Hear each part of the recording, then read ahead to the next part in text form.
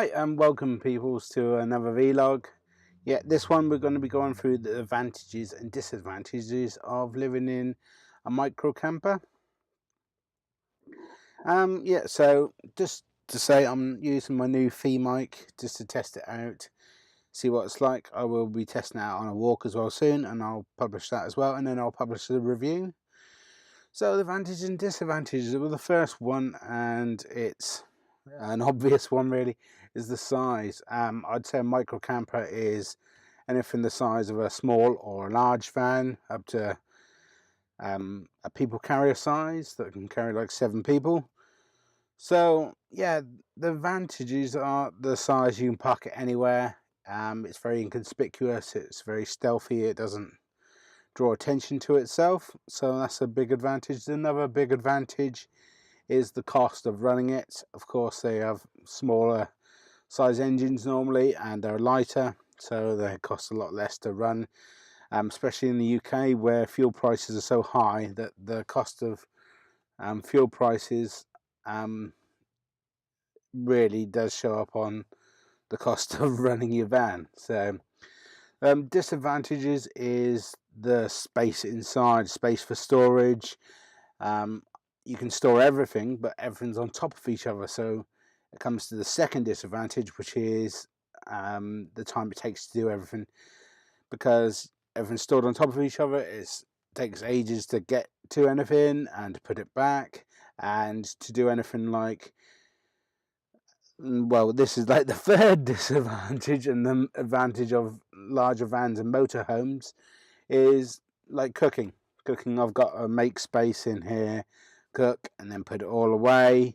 In a motorhome, it's out all the time. You know, you've got a cooking area, so you cook, and all you got to do is wash up and put your pots and pans away, like when you're in a home. And the same thing with washing, wiping, getting changed, doing anything, finding anything. Is, of course, because you've got more room, you don't have to store things on top of each other when you're in a bigger motorhome.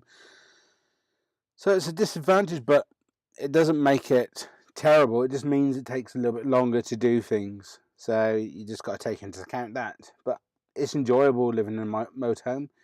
And another one is you can't stand up in it, but you don't have to be in this all the time. You can go and see friends, family. You can go out for a meal.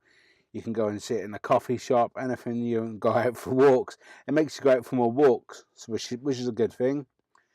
In the winter time, it'd just be nice if I could sit up there. So I am going to, you can't see it, but I am going to lower the bed in the back there. I was doing it so I could have more storage, but I've got ample storage, so I can lower it a little bit and just lose a little bit of storage, and be able to sit upright in the back as well, so I don't have to just sit upright in the front here. It'd be nice to be able to sit in the back. It also makes it easier getting in and out of bed. So that's another advantage and disadvantage. Another advantage is the heating of it. It doesn't, as it's so small, it doesn't take a lot to heat the place. Whether I'm heating from the van's heater, built-in heater, or from my terracotta pot heater that I made, which doesn't keep it toasty, but it takes the chill off it. And you know, it would you'd probably have to have 4 or 5 pots, or a great big massive pot, and use a load of candles. So yeah, so that's another one. I've just remembered I've got to plug myself in before I run out of charge. I'd forgot to do that as well. So yeah, all in all, it's a pleasant experience. It just takes longer to do things in a micro camper. If it was something that I was only going to do in the summer, I would keep this, you know, for years.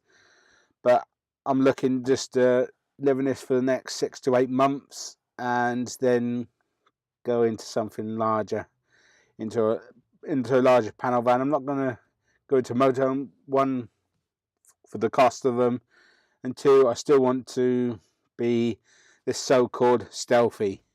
So just want to try that out. In the end, probably I will make myself up, save money, and end up being in a motorhome. But for now, I'm going to live in this and then save money and get a bigger van and to show you what I'm doing there. So that's all tonight. It's just a little quick one, just to go through the advantages and disadvantages, and just give you a little bit of an insight into living in a micro camper van full time.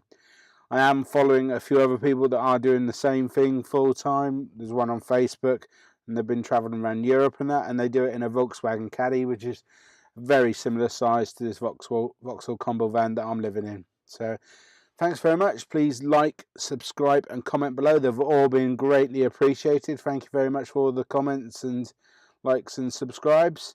But more will be greatly appreciated. And until next time, peeps, goodbye.